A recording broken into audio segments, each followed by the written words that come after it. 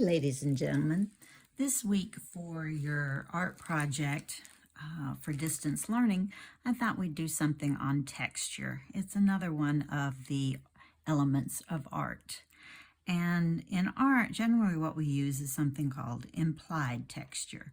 That means that we can see texture on our paper, but you can't actually feel it. Unlike an object that has a rough or bumpy feel to it, the texture on our paper will not have that feeling.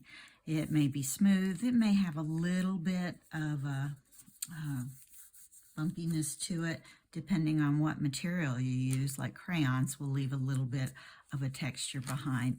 But for the most part, what you're creating is what we call implied texture.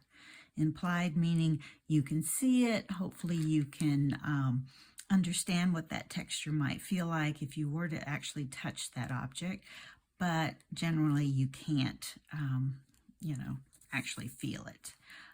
Texture is used in a lot of ways in art. Sometimes you make an animal and you want to make him look furry or fluffy. You may draw something or paint something that should be rough or broken. So we use texture in quite a few ways. So to begin learning about texture, I thought a fun project for you at home would be to go around your house and find objects that would create texture on your paper.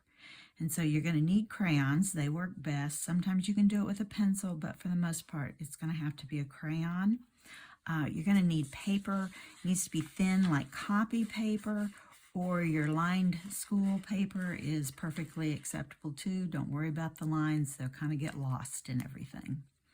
So I went around my house and I found a number of objects that I could rub a texture from, and that's basically what you do. You take your crayon, you lay your paper over the item, and then you just rub. Generally with this long side of your crayon, you're going to put quite a bit of pressure into it. I found that going in different directions would give me a better example of the texture, so I strongly encourage that. You can find textures all different places. This is the bottom of a shoe, this one as well. This one right here comes from some tacks that I have stuck into cardboard. The donuts over here are actually the little paper hole savers that you put around the holes in your notebook paper to keep them from ripping. So you can find texture all over the place. It's kind of an experiment to see what does work. This yellow didn't work as well. I tried to go over it with something else to kind of bring it up and make it more obvious. So you can find textures in a lot of different places around your house.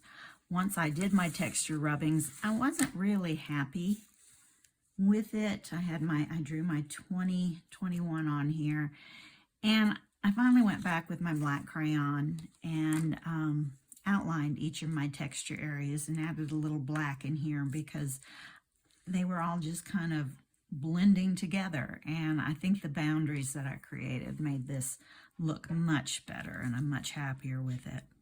So texture rubbings, you can do a lot with them. You can, add them to any kind of artwork that you're creating. If you're doing an animal and you want to create some texture, find something that makes you think of that animal's fur and do a rubbing, and that'll work. I decided to take the idea of the textures and do a finished sign for 2021, kind of wishing in the new year. So this is a woven mat that I used, and I did my yellow rectangle with that, and you'll notice I'm not centered. Not at all, but that's okay. That's part of the fun. I then took my little donut sheet and put it under my paper and rubbed this frame around it. I had to, continue and try to match it up over here. I used some lace, and the important thing about something like lace is you want to be able to feel the texture. You just can't see a texture on there. It may not transfer to your paper, so you need to be able to feel the texture. And so that went under here as well. It didn't stay straight too good, so I had to play with it, and you know, it works. It's art. It's not supposed to be perfect, so that's fine. And then the last texture was one I really liked that I found, and it's this woven mat. It's a wood mat. I guess it's not woven. It's strung together. And so that created my outside rubbing. And I did kind of a crazy 2021. You can do yours any way you want, but I'm going to encourage you probably first go around and make a practice sheet to see what kinds of textures you can find. Then I want you to pick out your favorite textures and create a little sign that says 2021 on it.